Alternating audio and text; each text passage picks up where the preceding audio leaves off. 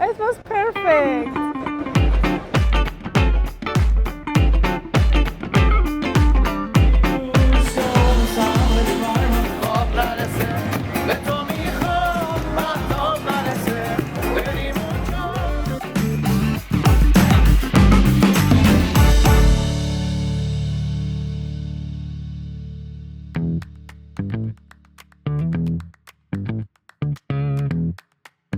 در مورد گردش و سفر هر کس سلیقه خاص خودشو داره، ولی از وقتی من اومدم استانبول یه چند تا چیز خیلی نظرمو جلب کرده در مورد شبای استانبول، اونم رقص، موسیقی، رستوران، بار و مناظر فوق‌العاده دریای استانبوله که به نظر من واقعا خیلی کم نظیره و این شهر رو از شهرهای دیگه متمایز میکنه.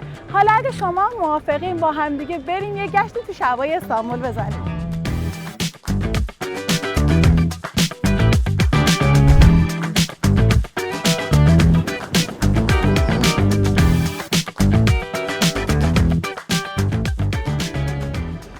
از میدان تکسیم تا خیابون استقلال که یکی از جذاب‌ترین خیابون‌های دنیاست فقط 1 دقیقه فاصله دارید. توی این خیابون میتونید انواع اقسام موزیک‌های مختلف از جمله موزیک‌های عربی، فارسی، انگلیسی، جاز و کلی چیزای دیگه بشنوید. این نماد و مجسمه معروف میدان تکسیم هست و اون هم استقلال. تکسیم، استقلال. یکی دیگه از جذابیت‌های خیابون تکسیم اینه که یه عالمه دستفروش‌های بامزه داره که خیلی هم مهربونه.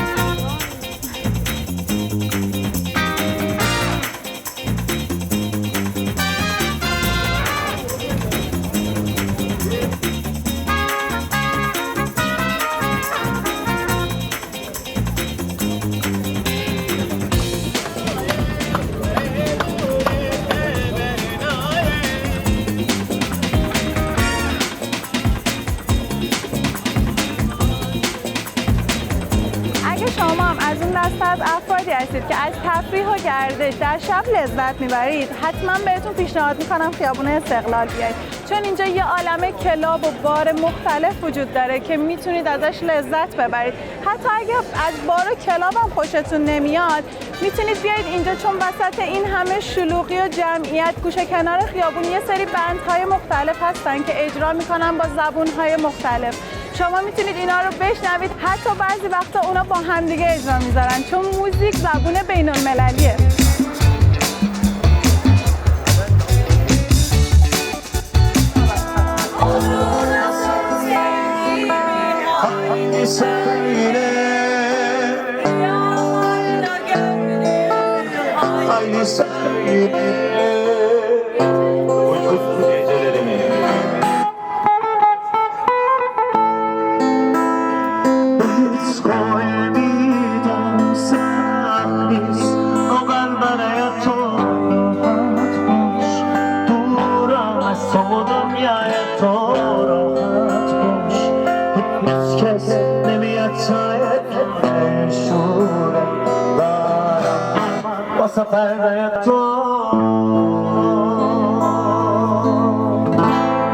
Teşekkür ederim. Sağ olun. Teşekkürler. شما میتونید تو اینجا کلی غذای خیابونی مثل بلال، بلود، بستنی، کلی خوراکی خوشمزه پیدا کنید. به نظر من که خیلی خوشمزه است.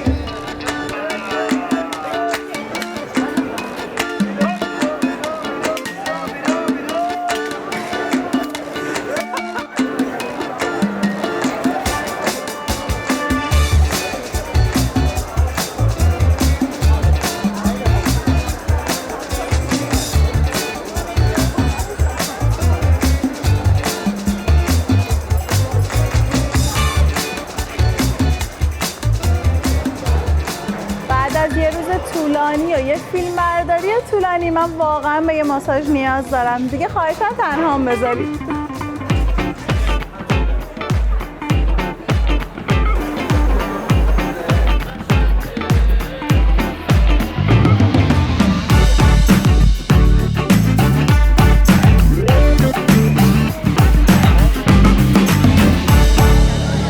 باورتون میشه بند ایرانی پیدا کردم، بریم با هم دیگه ببینیم. این عالم عشق به عالم نبروشم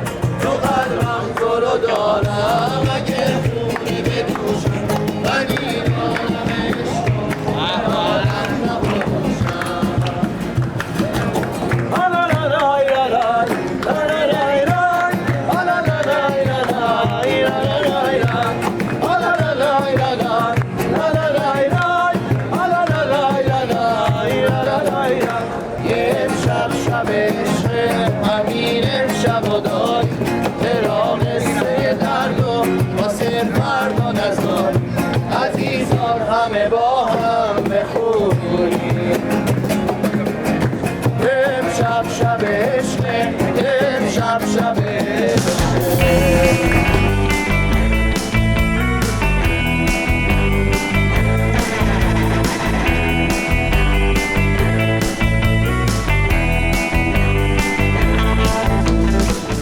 بعد از دیدن خیابون استقلال و گوش دادن به موزیکای قشنگ الان نوبتی هم باشه نوبت اینه که با همدیگه بریم یه لیوان قهوه بزنیم این خستگی از تنمون بره بیرون اونم توی یه همچین جایی به این قشنگی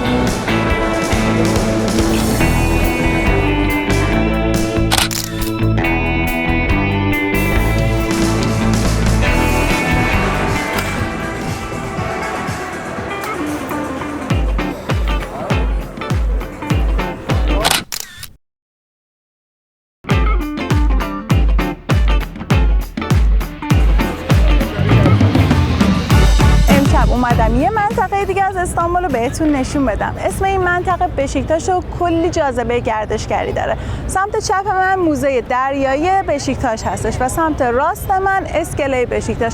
از طریق این اسکله شما میتونید یک گشتی تو دریا بزنید و به مقصدتون هم برسید. میتونید به جزایر پرنس، میتونید برید قسمت آسیایی، میتونید کلی کیف کنید از منظره دریا لذت ببرید. همینطور این منطقه یه جاذبه دیگه ای هم داره، یه خیابون خیلی شلوغ پر از بار و رستوران و کافه. بذارید بریم با هم دیگه ببینیم این خیابونو.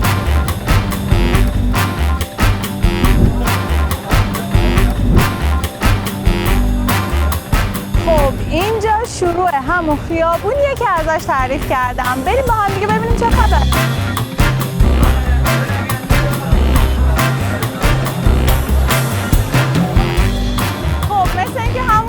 تعریفش شنیده بودیم اینجا واقعا باحاله، خیلی هم انرژی داره. من که بارای باحال دیدم، اصلا هم الان نمیتونم وایسم، باید برم برقصم. خیلی موزیکاشون خوبه.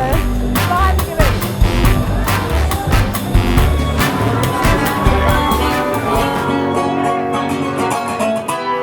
Sen baktım vardı hani ben hep ayrı yollarda yürüdüm suslu bu gece karardı yine ay kaldı geriye cevapsız sorular uyandığımda onu kim görecek bıraktım düştüm evi kuşlar sarılarlar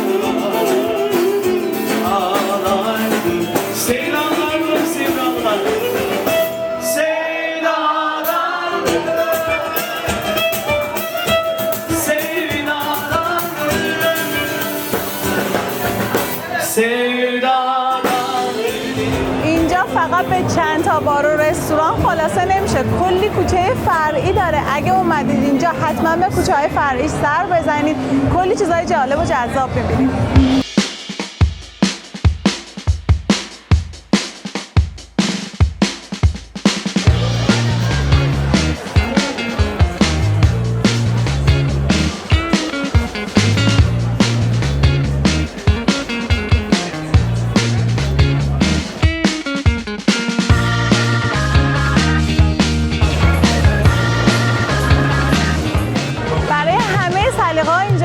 تفریح و سرگرمی پیدا کنید. حتی اگه سلیقه موسیقی و سنتی دارید هم اینجا میتونید پیدا کنید.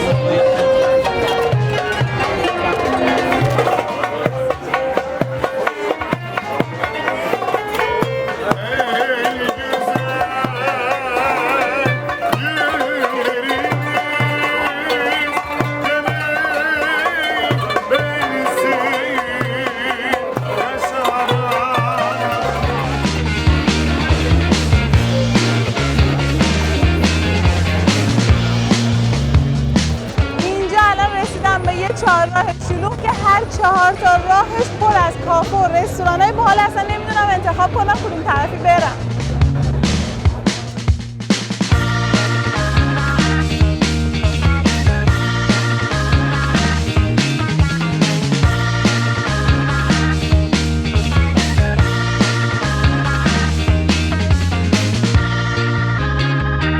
Bir olmayanlar için.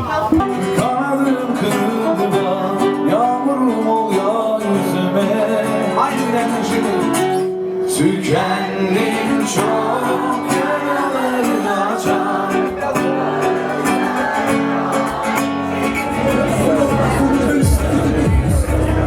امشب به من که خیلی خوش گذشت، امیدوارم به شما هم خوش گذشته باشه همین چند دقیقه‌ای که با هم دیگه بودیم. اگه اومدید استانبول حتما یه سر به بشیکتاش بزنید، خیلی جای پر انرژیه. فردا هم سعی میکنم با هم دیگه بریم یه منظره فوق‌العاده با یه غروب خورشید قشنگ رو ببینیم. Gel artık yok yüreğe dokunan.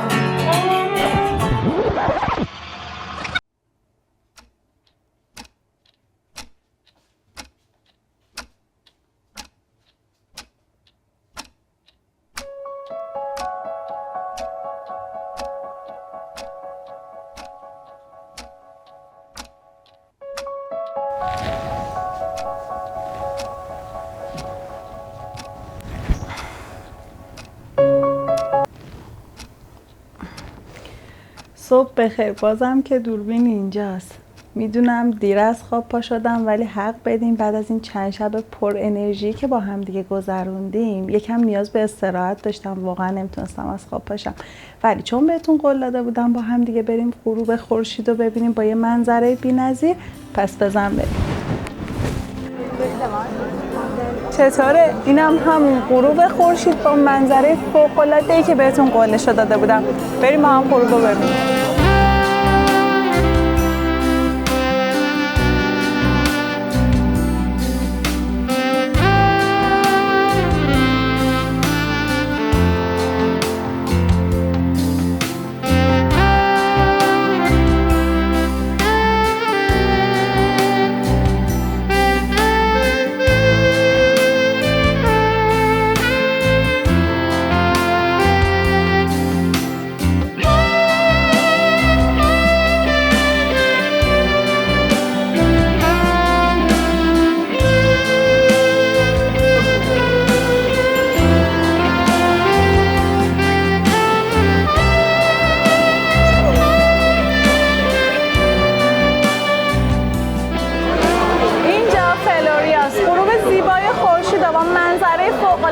دریا رو که دیدید. حالا اگه اومدید اینجا حوصله‌تون هم سر رفت میتونید برید مرکز خرید یک گشتی بزنید.